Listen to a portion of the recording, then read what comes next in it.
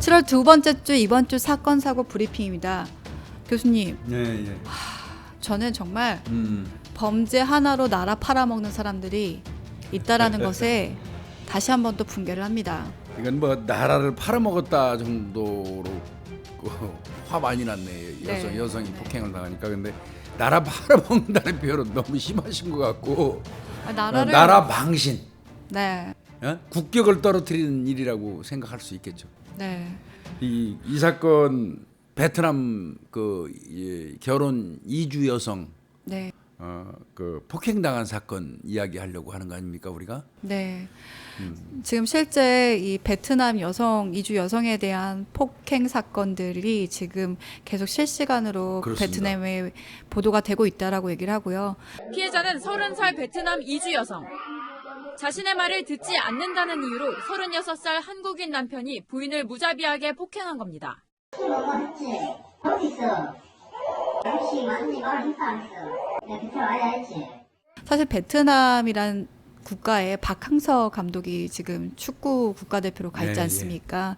그래서 베트남이 사실 한국에 대해서 굉장히 우호적인 감정을 많이 가지고 있다가 이번 사건으로 인해서 베트남에서 지금 굉장히 많이 그 한국에 대해서 혐오하는 발언들이 많이 늘어나고 있다고 하더라고요. 그러니까 베트남은 이제 그 이전 박항서 감독 이전으로 올라가야 돼요. 월남전으로 가야 돼요.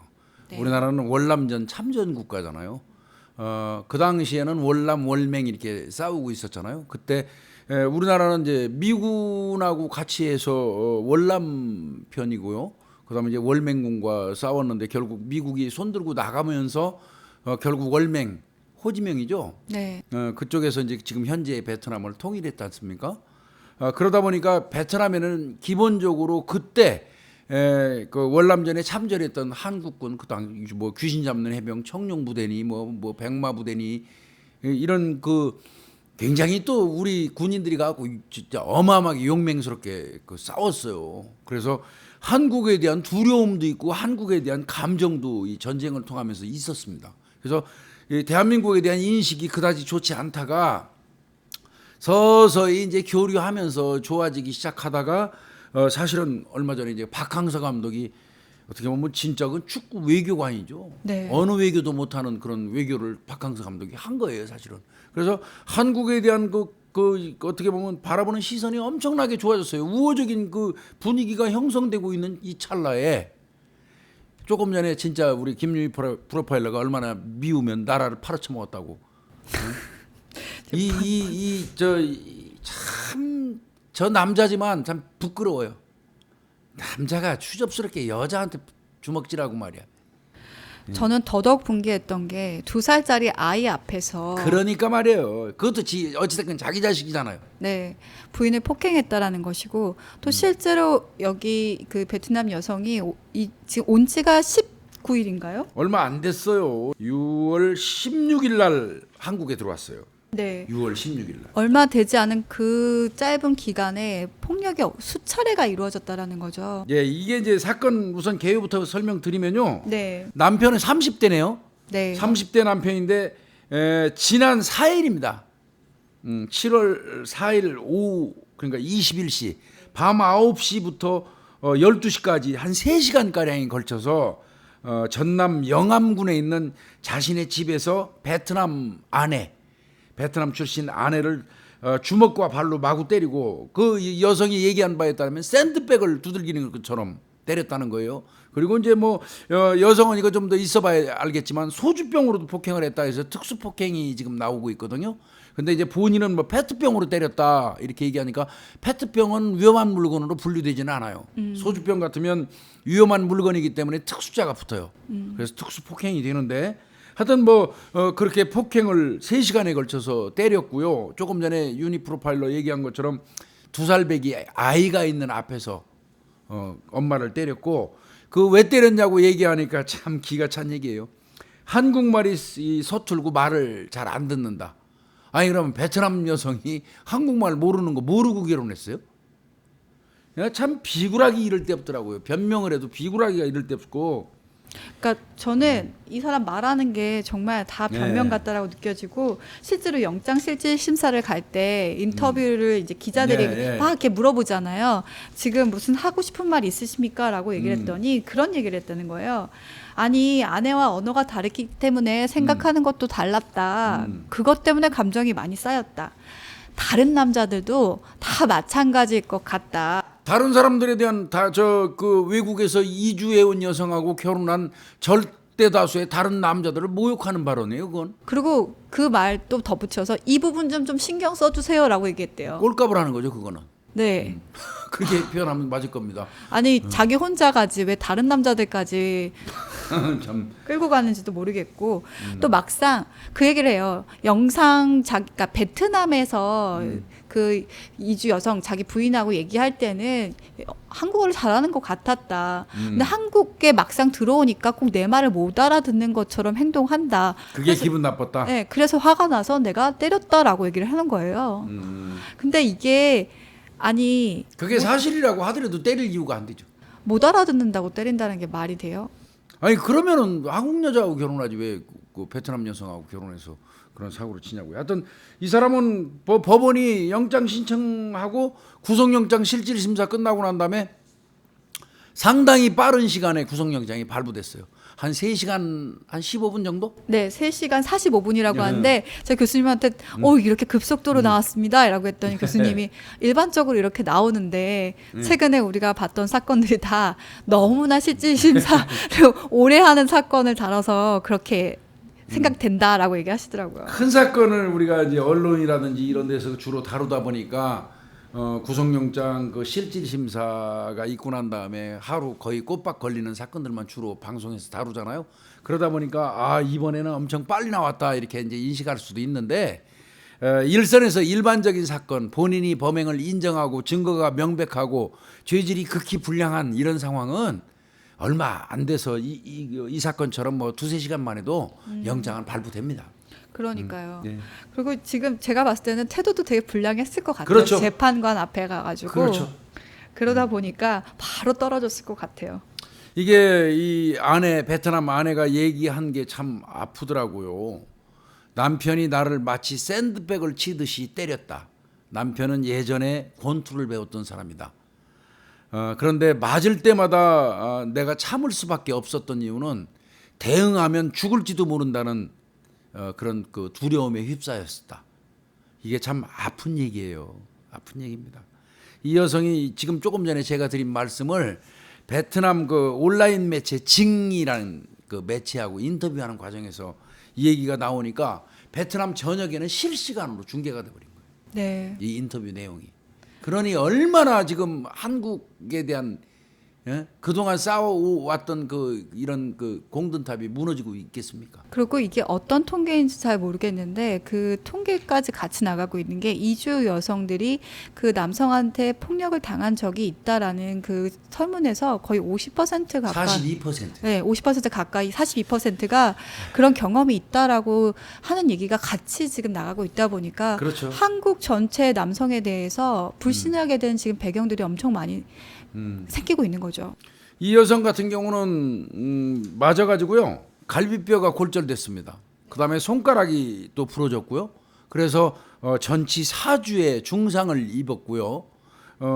어린애는 뭐 어린애가 지금 2살짜리가 우울증을 진단 받았다고 그래요.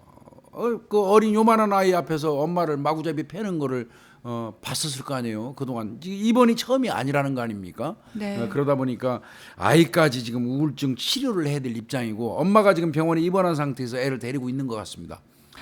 제 실제로 영상을 봤는데 너무 충격이었어요. 네. 그 남편이 이제 우통을 벗고 이제 막 패는데 와 정말 무자비하게 팬데 애가 거의 자지러질 정도로 그렇죠. 울어요. 네. 근데 아이가 엄마가 옆에 있는데도 가차없이 때리고 더욱이 아이가 우니까 5분 줄 테니까 5분 안에 아이 울음 굳히게 하라고. 맞아요. 5분 막 이러는데 나쁜 놈. 그러면서 이제 그 아내는 아이를 데리고 들어가냐고 정신이 없는 거예요. 이게 참 부끄럽지요. 이 사람 두 사람 얘기를 좀 해야 될 것 같아요. 네, 관계가 어떻게 되는지. 이 두 사람이 2016년도 초에 만났어요. 어디에서 만나면 영암에 있는 산업단지 어떤 공장에서 만난 것 같습니다. 근데 이제 그 당시에 2016년도 초에 이 여성은 불법 체류자였어요. 그러니까 공장에 있었고 이 남자는 그 공장을 다니고 있었던 한국인인 거죠. 근데 이제 만나가지고 교제를 하다가 2016년 4월경에 임신을 했어요. 이 여성이. 임신을 하니까 아마 이 아이를 그 유산시키기를 바랬던 것 같은데 이 여성이 거부합니다. 거부하고 나 애 낳겠다 그러면서 베트남으로 입국해버려요. 자기 나라로 가버린 겁니다. 가고 4월달 이제 그 즈음에 이제 이 사람 이 남자는 이혼을 하는 것 같습니다. 현재 있던 부인하고 이혼을 하고 베트남에 찾아가서 이제 이 여성하고 결혼하자고 얘기하는 것 같아요. 그때 결혼하기 전에 이제 전제 조건이 아이 낳잖아요.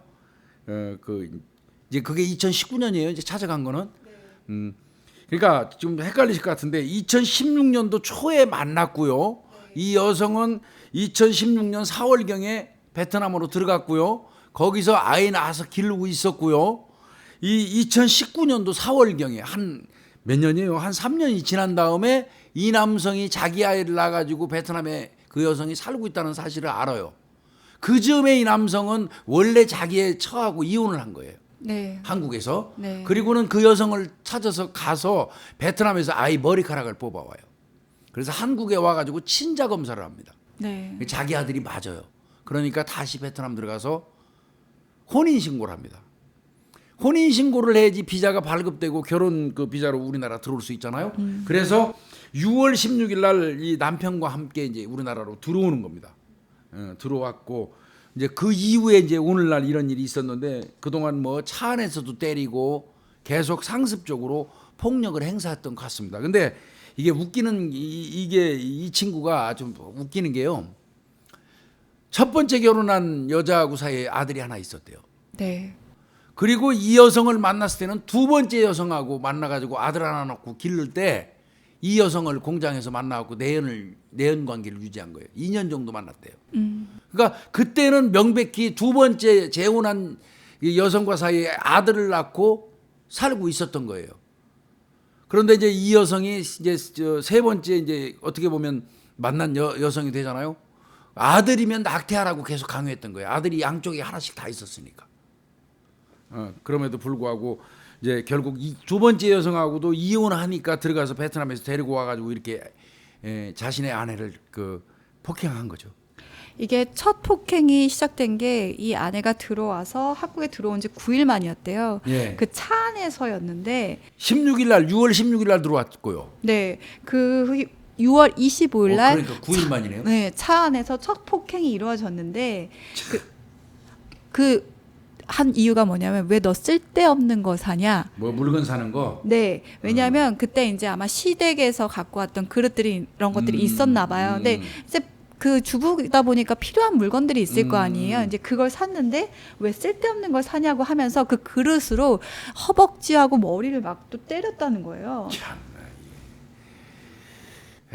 이게 참 그러니까 이 폭력성이 어디 안 가는 거죠. 근데 얘기를 들어보니까 그 이전에 사귈 때도 많이 때렸나 봐요. 이 여성이 베트남에 가서 애를 낳고 있는데 와가지고 내 아들 맞은 거 확인한 다음에 결혼하고 한국 가자고 하니까 때리는 것 때문에 무서워서 못 가겠다고 얘기했던 것 같은데 거기서는 절대 안 때린다고 약속을 했다는 거만요. 그 약속을 믿고 이제 한국으로 6월 16일 날 들어왔는데 조금 전에 말씀하신 것처럼 9일 만에 시댁 갔다 오면서 6월 25일 날 차 안에서 엄청 때린 거예요, 이 여성을. 그러면서도 계속 폭행이 지속이 되다 보니까 이제 사실 자기도 겁이 났겠죠. 이 상태로 계속 둘 수는 없는 상황이니까 혹시 모를 대비를 해서 이제 이 폭력 장면들을 이제 촬영을 조금씩 해놨던 거죠. 요번 같은 경우가 이제 그 케이스예요. 이거 벌써 와서 시비하고 뭐 이러는 거 보니까 맞을 것 같으니까 침대 저쪽에다가 귀저귀 가방을 놓고 거기다가 휴대폰을 이렇게 찔러놓고 동영상을 틀어놔 버린 거예요. 그러니까 마구 때리는 게 그대로 동영상이 나온 거고요.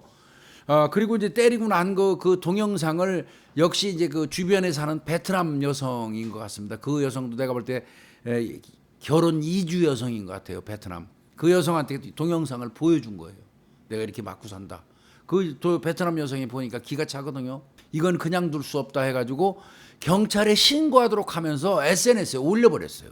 네. 그게 일파만파 퍼져가지고 베트남까지 다 들어가서 여과 없이 지금 베트남 사람들이 보고 있고 그런 상황이 돼버린 겁니다. 이건 정말 나라를 뭐 아주 어떻게 보면 대한민국 남성을 완전히 바보 만들어 놓은 겁니다. 근데 이 이주 여성이 했던 말이 왜 그럼 신고를 하지 않았냐라고 얘기를 하니까 애 아빠다. 그리고 애 때문에 할 수 없었고 또한 보복이 두려웠다라고 그렇죠. 얘기를 하고 그렇겠죠. 있습니다. 근데 실제로 그 이주 여성이 다시 결혼해서 한국으로 들어올 결심을 하게 된 거는 아이의 교육 때문이라고 얘기를 하더라고요. 네, 그래서 아이가 한국에서 교육을 받을 수 있는 것들이 있으니까 아이 때문에 들어온 부분이었는데 만약에 이걸 신고를 하게 되면은 또 자신이 여기서 아이를 뺏길 수도 있다라는 위협감도 느끼잖아요. 그리고 또 애 아빠가 가장 컸던 부분인 것 같아요. 그래서 맞습니다. 이제 신고를 못 하고 있었는데 또 아시잖아요, 교수님. 그 맞는 여성들은 자기 때리는 그 남편에 대해서 너무나 잘 알잖아요. 그렇죠. 진짜 왜 보복이 두렵냐면 나중에 끝까지라도 쫓아와서 나 때리고 그런 법에 대해서 신경 안 쓰고 위법도 저지를 사람이라는 걸 본인들이 더 잘 알기 때문에 가장 무서운 거예요. 그렇죠. 보복에 대한 두려움. 게다가 이 여성은 여기는 타양이죠. 네. 남의 나라잖아요. 엄밀히 얘기하면. 그러면 이제 그렇게 생각을 하는 것 같아요. 일단은 경찰에 신고를 해도 한국말이 서투르고, 그 다음에 대한민국 경찰은 아무래도 가해자인 한국민인 남편의 편을 들 거라는 생각을 가진 거예요. 근데 이거는 우리가 뭐 유튜브로도 방송하지만 빨리 혹시 아마 우리 사건을에는 그 이주 여성분들 들을 것 같아요. 절대 그렇지 않습니다. 경찰은 피해자의 편입니다. 국적하고 관계없이 잘못된 사람은 반드시 처벌하는 게 경찰의 존재 이유이기도 하고 한국 경찰이 그 정도로 미성숙되지는 않았어요. 그러니까 두려움 없이 만약에 한국 남편이 폭력을 가한다고 그러면 112에 그냥 뭐 여러 개 생각할 것도 없어요. 112에 신고해가지고 적극적으로 피해를 주장하는 게 맞습니다. 그리고 외사과에는 다 그 외사과 있잖아요. 예. 언어를 하는 사람들이 다 있어요. 있어요. 그 나라 언어를 뭐 베트남어, 말레이시아어 다 있다 보니까 수사받기 곤란하면 그런 사람들을 불러달라고 하세요. 사실은 그건 경찰이 알아서 불러줘야 되는 부분이 불러줘요? 네, 불러주거든요. 근데 혹시라도 만약에 그것이 뭐 안 되어 있다면 그거 요청하면 되니까 부릅니다. 네, 그런 수사를 받는 데 있어서 부담스러워하실 게 없다라는 것들 다시 한번 말씀을 드리고 싶고요.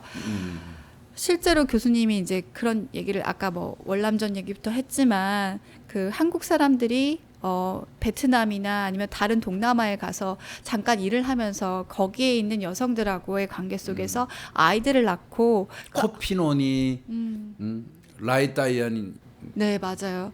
그러면서 버리고 와서 사실 한국에 대한 이미지는 동남아에서 그렇게 좋지가 않았어요.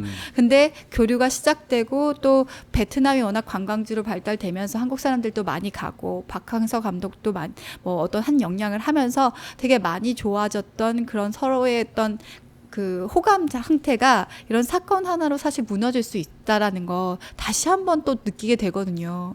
쌓아 올리는 건 오랜 시간이 걸리지만 한 번에 무너지는 건 정말 금방인 것 같아요. 문제는 뭐였냐면 이혼을 하고 싶어도 우리나라에서 체류하는 거는 1년 단위로 갱신을 하는데 남편이 보증을 서줘야 돼요. 그것 때문에 남편의 신원 보증이 필수란 말이에요. 혼인의 지속 여부를 묻는 그 질문이 있어요. 1년 단위로. 그러면 이제 1년 지나면 계속해서 이 남편하고 이제 살아갈 거고 한국에 남을 거냐 본인한테 물어보고 그 본인 이야기를 들은 다음에 남편한테 물어봐요. 계속 혼인 유지 가느냐. 그래서 남편이 신원보증 해주고 이거를 연장을 해서 1년 단위로 연장을 해가지고 결국 하거든요. 그러다 보니까 남편한테 밉게 보이거나 사이가 좋지 않으면 남편의 신원보증이 없겠죠. 그러면 체류 기회를 잃을 수밖에 없기 때문에 이 폭력을 견디고 사는 그런 악순환이 이어진다고 하거든요. 그래서 이 부분에 대한 어떤 제가 생각할 때는 제도적인 어떤 이것도 좀 개선도 좀 필요하지 않나 이런 생각은 좀 들고요. 이번 여성 같은 경우는 남편한테 신원보증 못 받겠죠, 당연히. 네. 남편 구속돼도 교도소가 있으니까. 그래도 이 부분은 참작 사유가 돼가지고요. 일정한 어떤 절차를 밟으면 그 신원보증 없이도 체류할 수 있습니다. 예, 그래서 이 여성 같은 경우는 아무 상관이 없고요. 뭐 본인도 한국에서 정착하면서 아들을 키우고 건강한 한국 사람으로 키우고 싶다고 이렇게 얘기하고 있거든요. 더불어서 남편에 대한 강력한 처벌도 요구하고 있으니까 아마 조치가 될 것 같습니다. 그건. 저는 두 가지가 가장 불안 요소라고 생각을 해요. 이 남편이 처벌을 받고 나와서 과연 이 여성이 안전할 수 있을까라는 문제가 또 하나 있는데 이 부분은 네, 계속 경찰이라든지 아니면 다른 이건 지킴- 신변보호 요청을 해야 됩니다. 네. 이 사람이 구속됐다 나왔을 때 신변보호 요청을 반드시 하는 게 필요합니다. 이건 또 경찰이 해줄 거예요. 네. 그래서 요즘엔 최근에 그 스마트워치 많이 지급이 되잖아요. 그런 면들도 그렇고 본인들이 안심할 수 있는 요소들을 분명히 어떻게 보면은 갖추게 해줘야 되는 게 첫 번째인 것 같고요. 두 번째는 저는 아이가 아까 교수님 얘기하셨듯이 우울증을 지금 갖고 그렇대요. 있다고 하잖아요. 근데 실제 이런 아이들이 우울증도 문제지만 성장하게 되면서 다문화 가정의 아이들이기 때문에 또한 편견도 받을 가능성도 그렇죠. 커요. 근데 이렇게 우울증에 있는 경우는 더 자라면서 위축이 되게 많이 될 거고 자신의 정체성 혼란도 굉장히 많이 올 거라는 생각이 들어서 이 아이가 좀 더 잘 성장할 수 있도록 그런 또 기반이라든지 어떤 상담의 요건이라든지 이런 것들이 잘 마련돼 줬으면 좋겠다라는 생각도 들어요. 그리고 주변의 관심도 좀 필요한 것 같고요. 하여튼 국적에 관계없이 저는 뭐 국적 이 유머를 떠나서요. 국적에 관계없이 세상에서 가장 비굴한 사람이 사내 새끼로 태어나고 여자 때리는 놈들이에요. 그러니까 나가 뒤지는 게 나아요. 그렇게 살려면 인생. 때릴 데가 때릴 데가 있어도 때리면 안 되지만 그 그래도 대장부 사내 대장부로 이 세상에 태어나서 여자 때리고 여자한테 폭력 유들으면서 자기 그 과시하는 놈이 그게 모자른 놈이지 그게 온정신 가진 놈입니까? 그리고요 이 세상에 어느 누구도 사람을 때릴 수 있는 권한은 없어요. 그리고 저는 이걸 보면서 왜 저희가 1970년대, 80년대에 미국으로 건너가거나 유럽으로 네. 건너가면서 후진국 사람들 취급받았었잖아요. 독일 가서 간호사로 가서 시체 닦고 네, 광부하고 광부로 일하고 했던 또 불과 얼마 전만 해도 전부 다 돈 벌겠다고 그 열아의 나라 사우디아라비안이 그 사막 지역 가서 땅 팠어요. 우리 얼마 안 됐습니다. 불과 몇 년 안 됐어요. 실제로 저는 그런 것들을 보면서 사람한테 왜 그 등급을 나누지, 사람을 계급을 나누지, 사람이 평등하다고 사람 다 똑같은 생명이고 다 소중하다라고 가리키면서 실제 사회는 그렇지 않구나.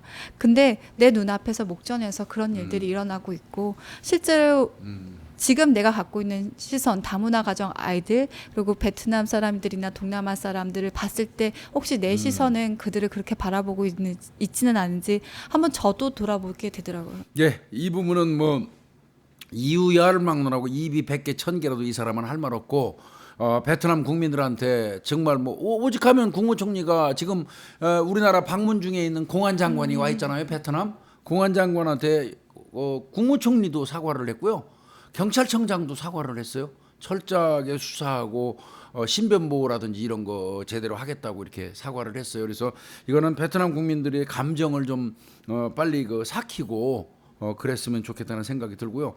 다만 저는 이 얘기를 진짜 오늘 이 방송을 하면서 덧붙여서 해야 될까를 상당히 고민을 좀 했었는데 일선에서 수사를 했던 사람으로서 이 얘기는 하고는 가고 싶어요. 솔직히 말씀드려서 이렇게 순진한 이 여성 같은 경우는 어떻게 애 아빠인데 내가 신고를 하냐고 얘기할 정도로 가정을 지키고자 했던 여성이잖아요. 이런 여성들이 절대 다수 맞아요. 그런데 솔직히 말씀드려서 제가 일선에서 근무하면서 꼭 베트남 여성이 아니라도 태국이건 다른 제3 외국인 여성들이 우리나라로 결혼 형태로 나이 많은 사람하고 어떻게 보면 팔려오다시피 온다고 이런 말도 있잖아요. 근데 그 여성들이 다른 생각을 하고 와가지고 오히려 우리 시골에 있는 농촌 총각들을 우롱하고 장난치는 경우도 저는 많이 봤어요.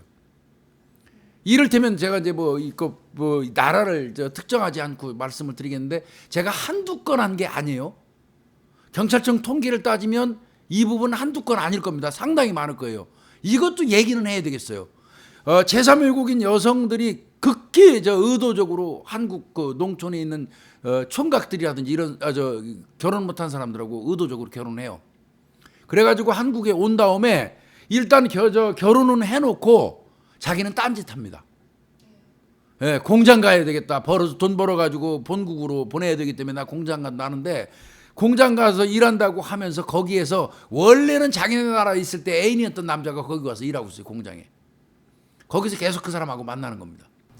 그래서 아까 교수님이 이렇게 얘기하신 부분 때문에 아마 그 신원보증이라는 제도가 아마 생겼을 뭐 가능성. 그런 부분도 있는 거예요. 네, 사실은. 출입국 관리사무소가 더 엄격하게 그것을 통제하는 것도 분명히 있을 가능성이 큰데 그래서 이런 부분 때문에 제도적으로 사실 구멍을 없게 좀 더 촘촘히 사람들이 맞아요. 감시하고 감찰하는 것도 필요하고 또 이런 부분도 그 아까 우리 다뤘던 그 여성처럼 피해 입지 않은 여성도 생길 수 있도록 그렇죠. 봐야 되는 것 같아요. 그래서 진짜 자신 일 열심히 해야 하면서 살아야 될 것 같아요. 이 여성분은 별개로 하더라도 조금 전에 제가 말씀드린 대한민국에 있는 농촌 총각들한테 그 사기치는 그 제3 외국인 여성들이 적지 않아요. 적지 않습니다. 그 부분도 차제에 한번 돌아볼 필요는 있어요. 물론 일선 경찰에서는 그들이 그냥 결혼하고 일단 와가지고 뭐 귀금속 폐물 가지고 집 나가서 행방불명 돼가지고 실종 신고하고 가출 신고한 그 건수가 엄청나게 많거든요. 우리가 뭐 공장이 밀집돼 있는 동네 가가지고 무슨 다른 큰 사건을 수사하는 과정에서 검문하는 그 과정에서 보니까 속된 말로 그 공장에서 다발로 나와요. 결혼한다고 한국 농촌 총각한테 시집 와가지고 그냥 그 결혼식만 딱 올린 다음에 폐물이고 집에 있는 돈 들고 나와가지고 공장에 와서 본국에서 원래 사귀던 남자하고 같이 동거 생활 비슷하게 하면서 공장에서 불법 체류자로 일해가는 그런 여성들을 수십 명이 한 공장에서 나오더라고요. 전부 가출 신고돼 있더라고요. 그거 보면은 그 한 사람 한 사람들이 대한민국 농촌 총각들을 울리는 경우 많거든요. 이런 것도 사실 있다는 거예요. 이런 것도 상당 부분이 있어요. 그래서 농촌 총각들이 실망하고 폐인돼가지고 극단적인 선택하고 하는 경우도 없지 않게 많다는 거예요. 그래서 이런 피해도 있다는 거는 뭐 더불어서 생각할 필요는 있다는 겁니다. 네. 진짜 사실은 한국 사람이냐 아니면 베트남 사람이냐 동남아 사람이냐 중요한 게 아니라 그렇죠. 폭력을 행사했고 사기를 치고 혼인 빙자를 했다라는 그런 범죄적 사실이 중요하다고 생각이 네. 들어요. 그래서 어떤 사람이 어떤 범죄를 저지르든 공평하게 처벌받는 그러면 삶이 세상이 공평한 삶이고 한국 사회가 꼭 그렇게 되리라 믿습니다. 제가 말씀드린 게 그거예요. 지금 저 김유희 프로파일러가 얘기한 것처럼 이 사건은 이 사건대로 잘못하고 이 새끼 이 친구는 나쁜 놈이에요. 처벌 받아야죠. 강력한 처벌 받아야죠. 그러나 그 반면에 진짜 한국 저 결혼 못한 장가 못 간 그 총각 우롱하는 그 제3 외국인 여성들도 많다. 그들도 검거하면은 저 사기죄로 처벌할 수 있으면 처벌하고 공평하게 법 집행하면은 뭐 대한민국이 맑아지지 않겠습니까? 네. 맑아진 한국 기대하면서 여기서 마치겠습니다.